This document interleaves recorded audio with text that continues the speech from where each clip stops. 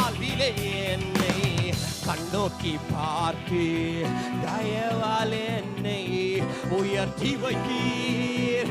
தகுதியே இல்லா என்னிலை அறிந்து நீரே தகுதியாய் எனக்காய் நின்றீர்.